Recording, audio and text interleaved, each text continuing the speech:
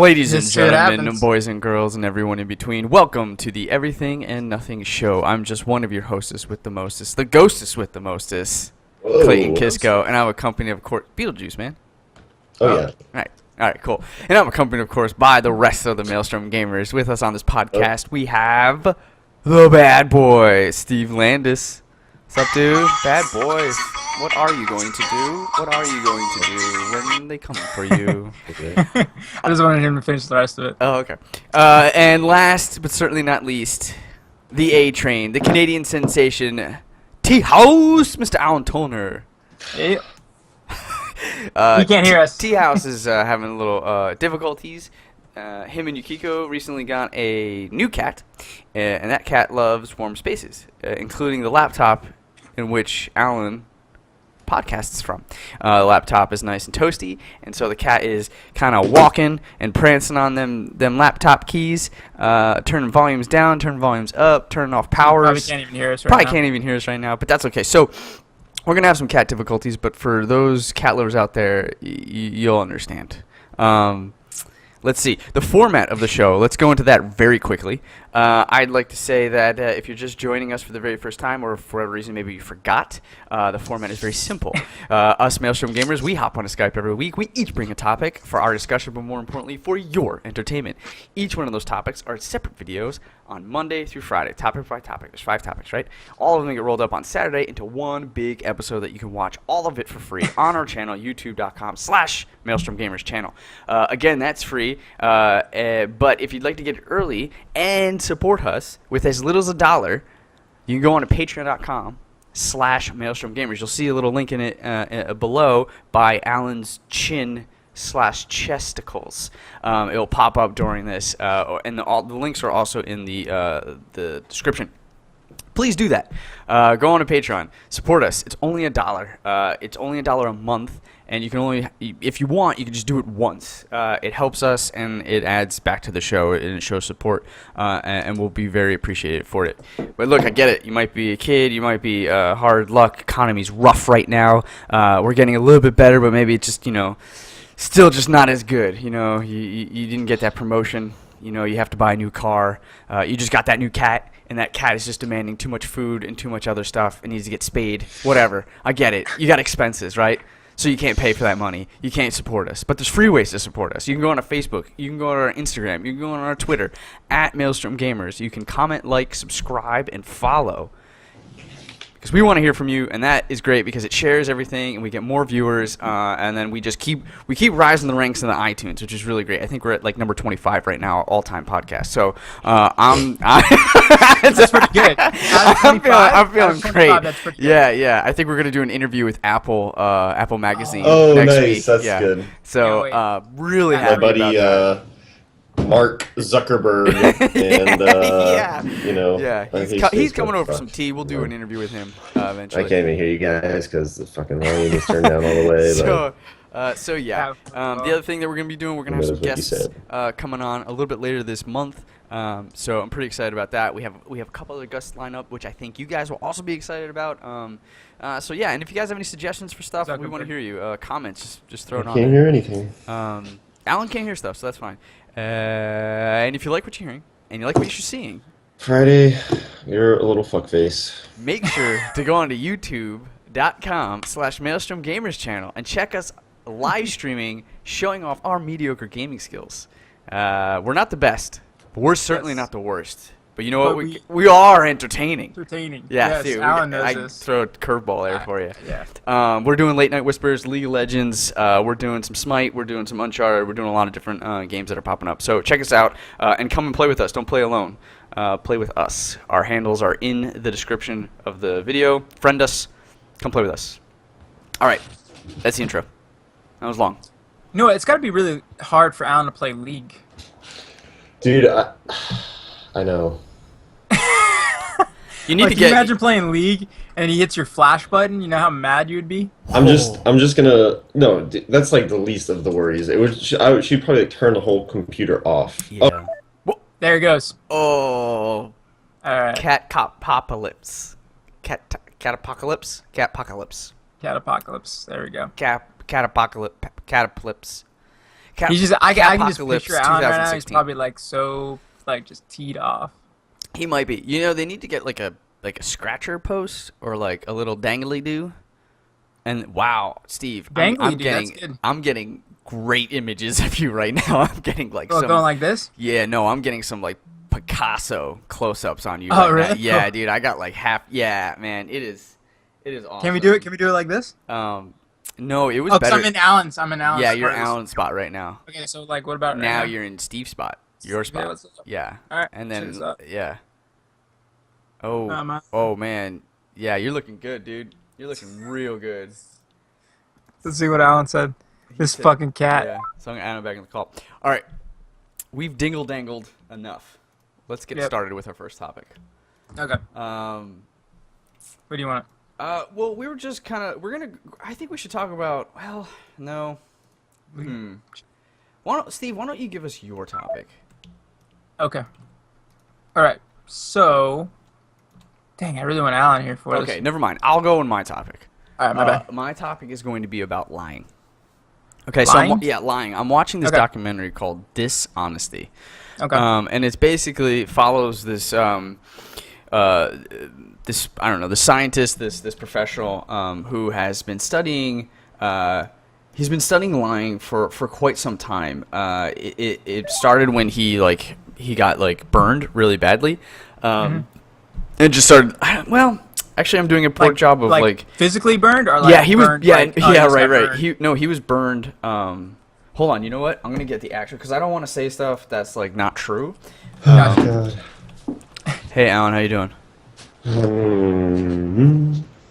I can just picture you like throwing your laptop right now. Fucking dude, get off of the screen. Oh. Yeah, it's called The Honest Truth. Nope, just kidding. That's not it. Yeah, The Truth About Lies. So it's a documentary directed by Yale Melamed. It explores the reasons why people lie and the methods they use. It features direct testimony, footage, and the experimental research called out by Dan Ariely. So he was born in 1967. He's a James B. Duke Professor of Psychology and Behavioral Economics. So he's at Duke University. He's got a bunch of TED Talks, and he's got a New York Times bestseller for The Honest Truth About Dishonesty. Let's see. I wanted to get about the burn story because like a big part of what happened is like he was just in a horrible accident, and he unfortunately like had to go through like a bunch of treatment and stuff like that. And then one thing, like he's talking about a ton of different research that he's doing to prove points about lying and dishonesty. But one of them that I found very interesting was he had this doctor of so many years that helped him with the burn marks, and he came in.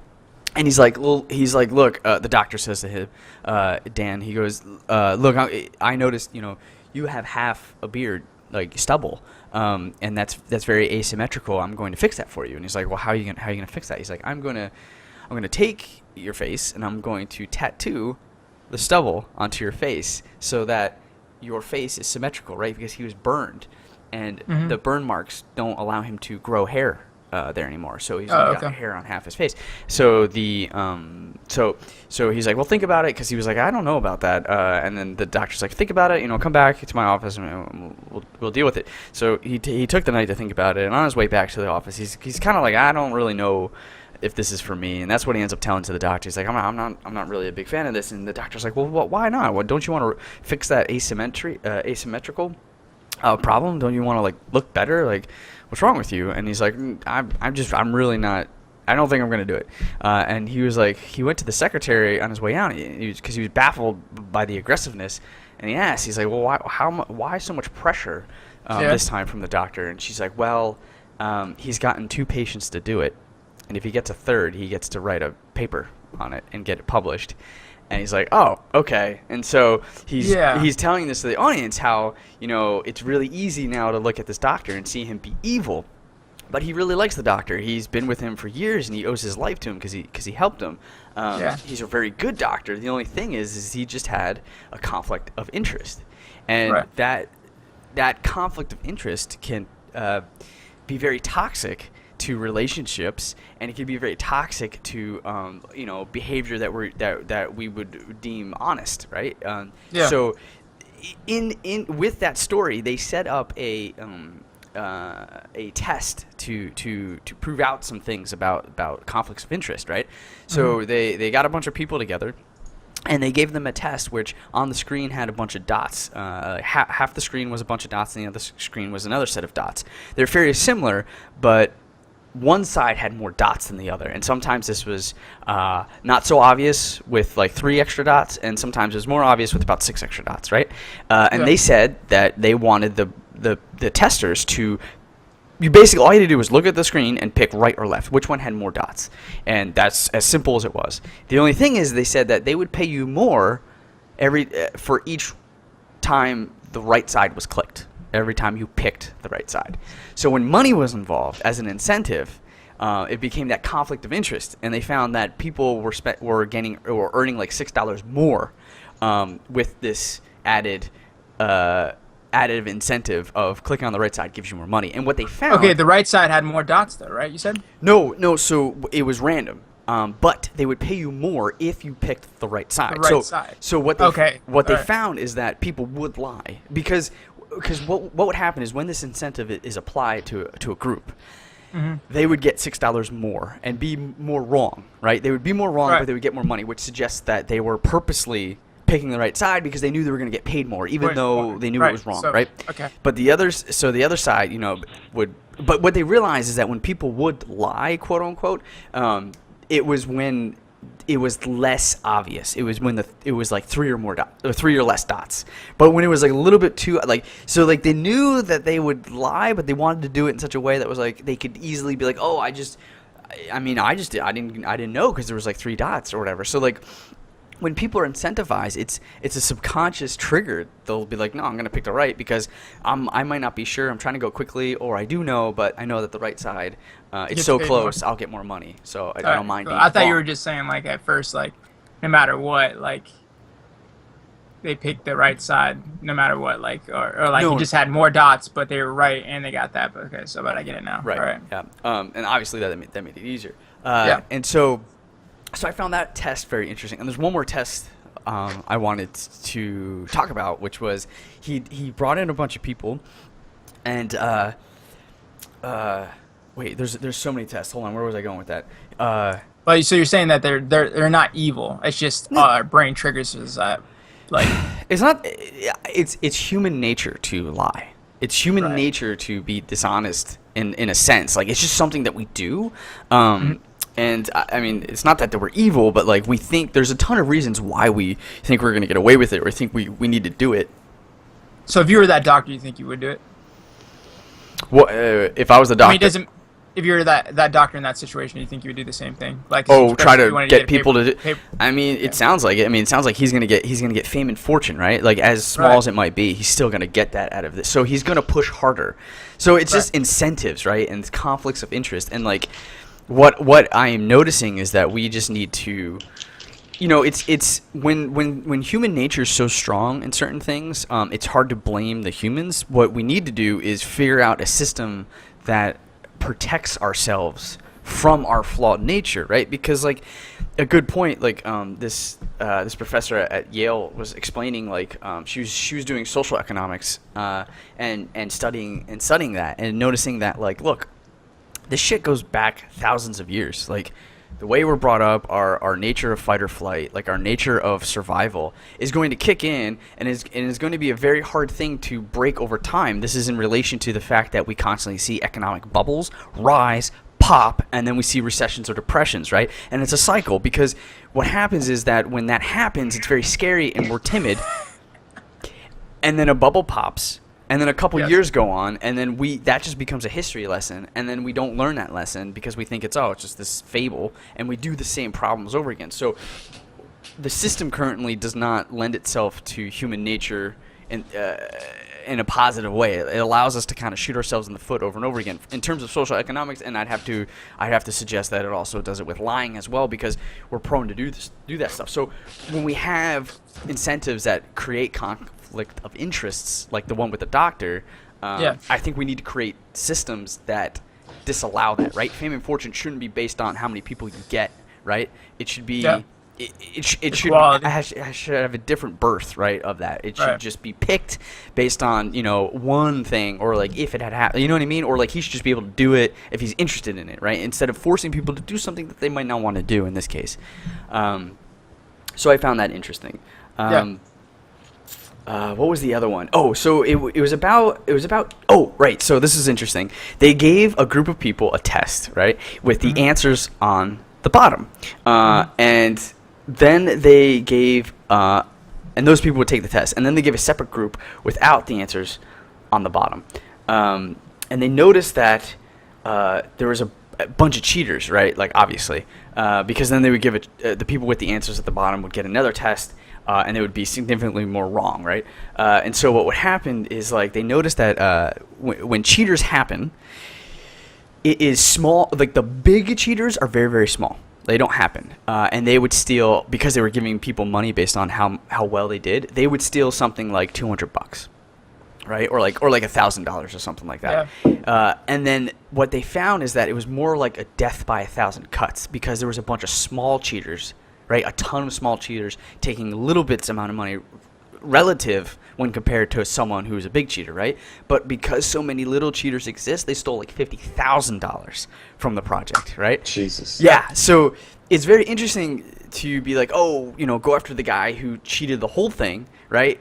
Or the ton of people who cheated on a little thing. So he's got all these experiments and all these things, and it's just fascinating about lying and dishonesty in general. That I mean, they're interviewing people. The dean of admissions at I think it was Duke University.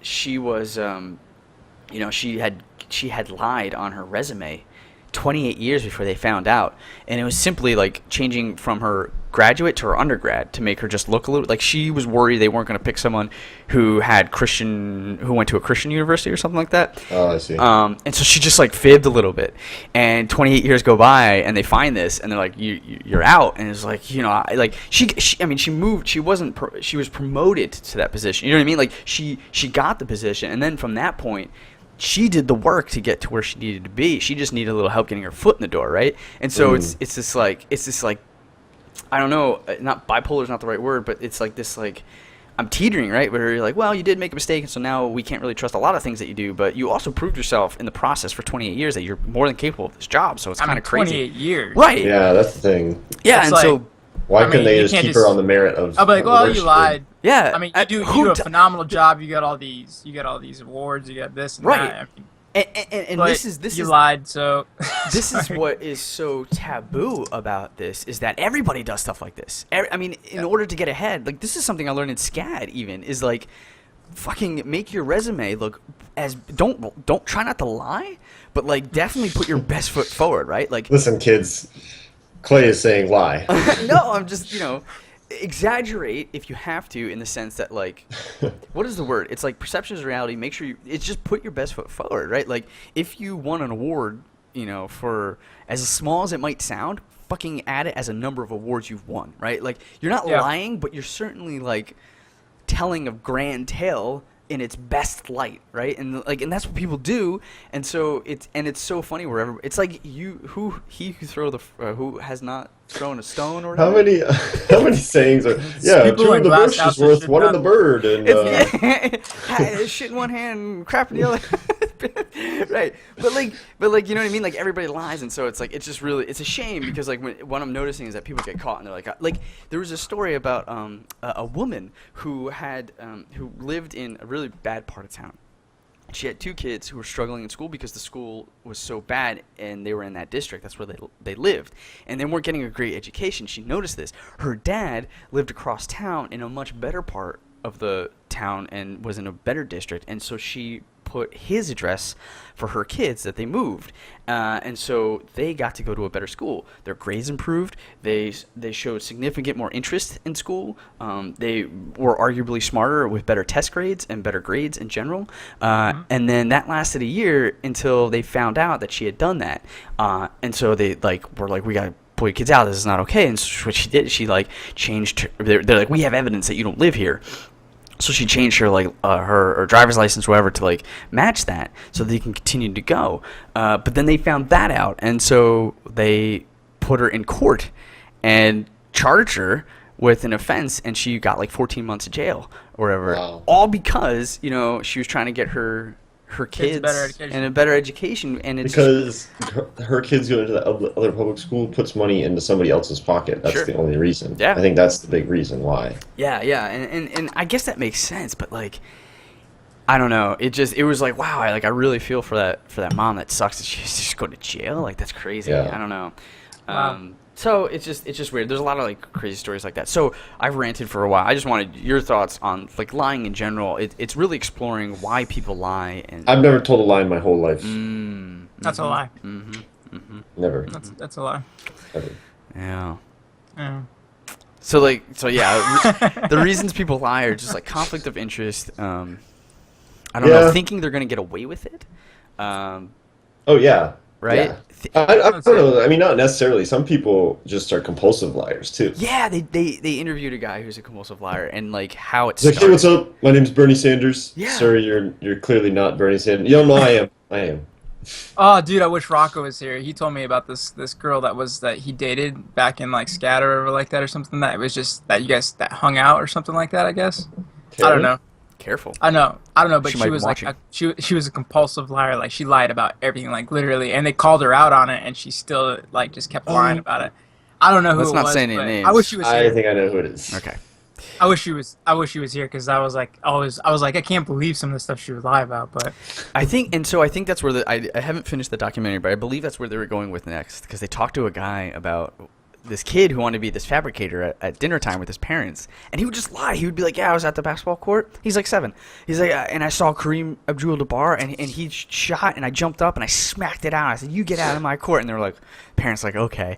And then, he keeps telling lie after lie, and finally they're like, dude, stop lying. And so it just becomes this weird habit or whatever, and it gets to a point where they truly believe it. In their heart, they believe it, right? But I guess he's gotten some help or some. But is that seeing necessarily a a bad psychologist? thing? Yes, it's a horrible thing. Why is that a horrible thing? That's good imagination that teaches you to think on the go. You know what I mean? No, because he really so he's gotten some help where he's been able to disconnect the heart with his brain, so he knows it's irrational, but he can't help it. In his heart, he wants to believe these lies, and it's terrible because if he's going around telling these things, people are either. What if they're positive things? No, they're you can't. Who wouldn't want to jump up and hit thing? Be like Matumbo and be like, no, it's in my house, Well, what if whatever his name is, I don't know. what if he works for? Matumbo was a basketball player, but What if he works? What if he works for a Sorry. bank and he's dealing with clients and telling them straight up lies?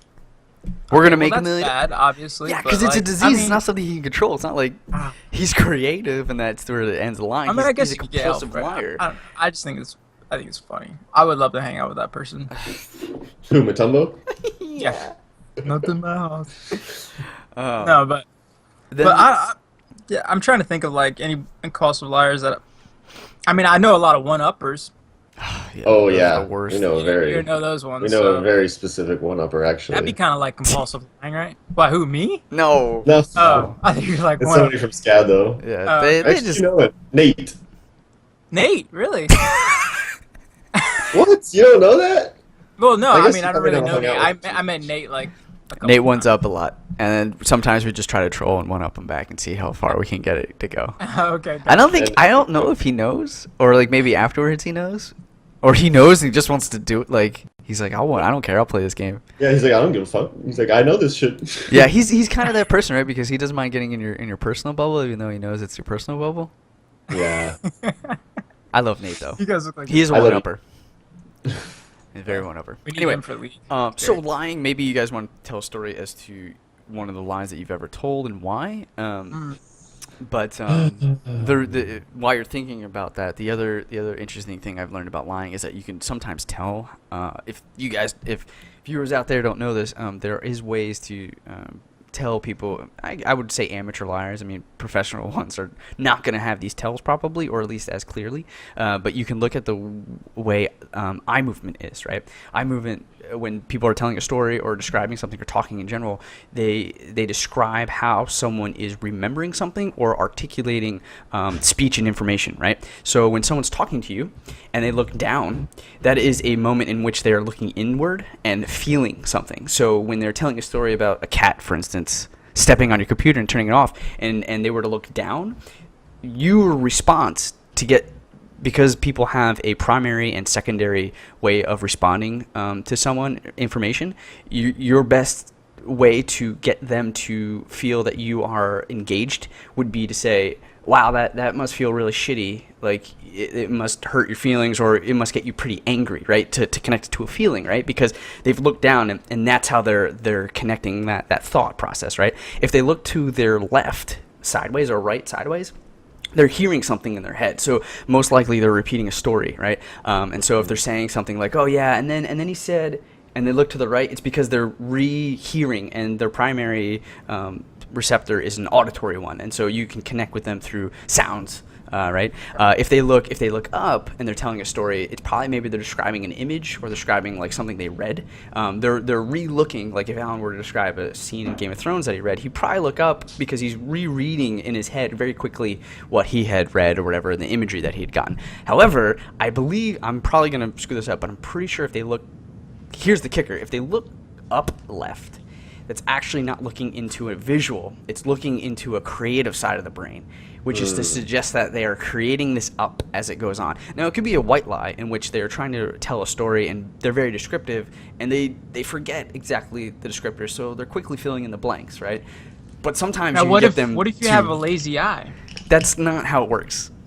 That's not how it works. But if they are telling a story, like, and they're constantly going up to left, you can quickly tell that they are lying to you about It's what up and they're to the suggesting. left? I think so. It's up and it's That's either funny up and to the because- left or up and to the right. Yeah. I was gonna say, because I can recall me telling stories and stuff like that, and I do look. I think I look up this way, but like I'm maybe. not lying though. The don't tests think have so. shown Either that though, or that I'm the looking movements this don't way. reveal anything about. What if you go like looks this, up and to you, their like- right are likely to be telling a lie. So I was wrong. Okay, so it's the right. Okay, because I Okay, do yeah. look to the left a lot. So yeah. So if they look, and there's probably because of the left right side of the brain, how that's connected, and your creativity and all that jazz. So yeah, if you look up to the right, you're lying. So remember that, and remember So when you're not talking to right. someone, you can actually you can better, and it's really interesting too, because if you keep this in the back of your head and try it tonight, someone's telling a story, watch their eyes, watch how they're describing the story or telling you information. And they're not just going to always go to the right. People have primary and secondary ways, and it's really fascinating to see the emotions and the way that they're remembering and gathering this information from their brain, because it's not just one thing over and over again. It's a multitude of ways to describe something to you and talk to you, and you can see how their brain's functioning via their eyes. It's really it's wild. So that's So fun with to that do. knowledge, couldn't you also fake your lies even better? Yes, that's why I said for a professional liar, you could, yeah. and actors. What about the people right, that look they're you gonna straight do in the eye and just like Hey man. tell you the entire story? wrong? Like, is that kind of scary? Or- And then I fucked her. Yeah.